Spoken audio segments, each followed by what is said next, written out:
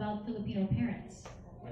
It was discipline came out as one of the most important thing. As I said, is I remember it's 90%, 91% that parents said that's very important for them to instill in their kids, because that'll help them to manage their own lifestyles, and also help them to manage their work life as it comes to what is expected of them when they get to work. So it came out of the study as well. Right. Personal experience is very similar. Whenever everybody's experience is that when you're not disciplined, you get to learn the hard way. Yes. That's right. But it's not just all about learning in the classroom as well. The thing is, with homeschool, the classroom is also the home, and then there are also extracurricular activities. So how do you make them feel that, okay, this part of the day is an extracurricular activity that's not necessarily part of homeschool, and you're learning too? Okay, I have my second daughter, Scarlett. She's a planner. Okay, before the day starts, she will ask everybody, "What is the plan?" Okay. Yes, you have to tell her the plan, because if you don't tell her the plan, then she will tell you, "We're not doing anything. There's nothing to do." Okay, so even in the classroom, we have to put everything that she has to do there. No matter how many those things are, just as long as it's there, it's okay with her.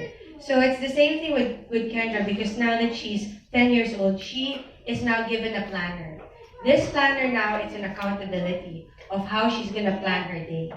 So, okay, Kendra, on Mondays, these are the things that you have to do. How will you do that? So we're also teaching them accountability. So they know on certain days, that is your sports day or your theater day, or whatever it is supposed to be on those days. But then, so we get the children in the loop. For those kids that who are planners like Scarlett, and for somebody who we're training also to be accountable with time, we give a planner. So that is why print is important. See, without print, you cannot write all those things that you for your assessments also. Exactly. That's why there's nothing like something like that. And there's Can I something. jump in? Go ahead. Yeah, so your question was how do you delineate the extracurriculars from the actual academic work, right? So the beauty of homeschooling, what we've learned as a philosophy, is the whole lifestyle is learning.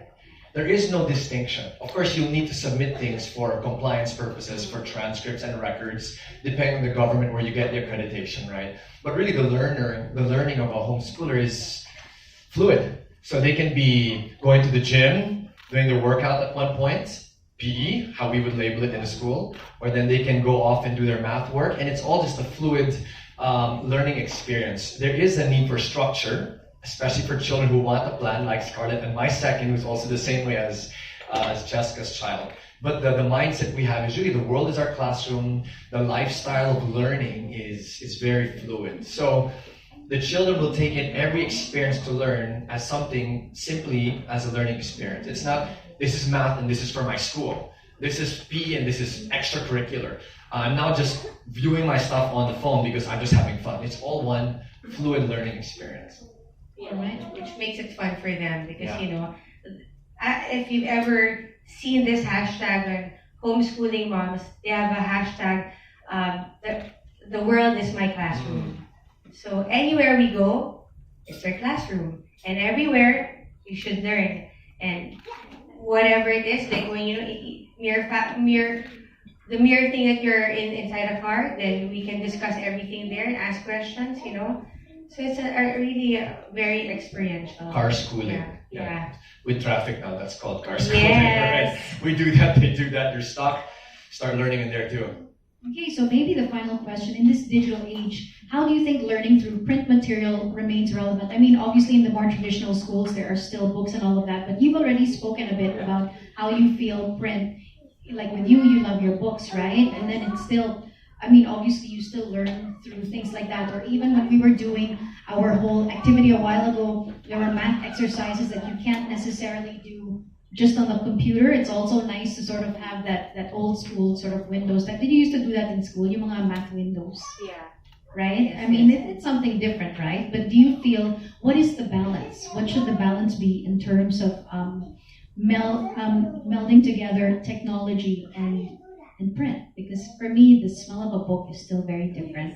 You know, going through the pages, and you were with your study that you were saying, right? It's very different to read a book and what you take in as opposed to reading it on, like, let's say, a Kindle or something like that.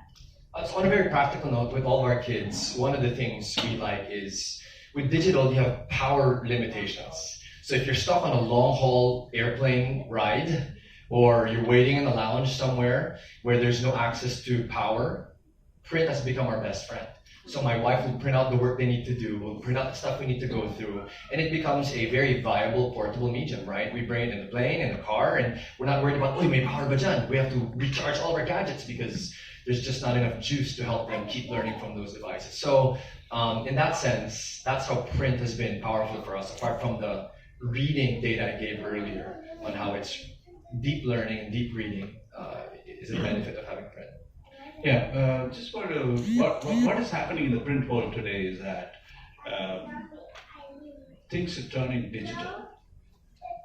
You know, gone are those days when material was printed and things were printed in hundreds of thousands, and then it was the same material available for everybody. Right?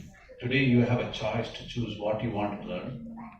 Digital content is available, and that digital content, when printed, gives the maximum amount of value because it is relevant and it is in print form. The print form, as we already many people have studied and found out, is that it helps with retention, vocabulary improvement, attention span. Because as you rightly pointed out, when the attention span is very low when you're looking at a screen, because you're always distracted with something else. So, but to get the right content for you to be printing and reading, you need to really have digitization of information, which is what we have aplenty today.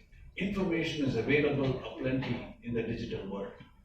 Choosing what you want to do out of that and printing out that information and reading that expression and learning from it and expressing on it is something which is a combination of D and E, which is the most important thing. And I think that is what the parents also who were studied upon came and told us as well. And I see this manifesting in every which way at my home or anybody's house, where there is always a combination between digital learning and printed learning. But it's the content which is digitized that is becoming more digitized and more personalized, which is becoming very relevant here.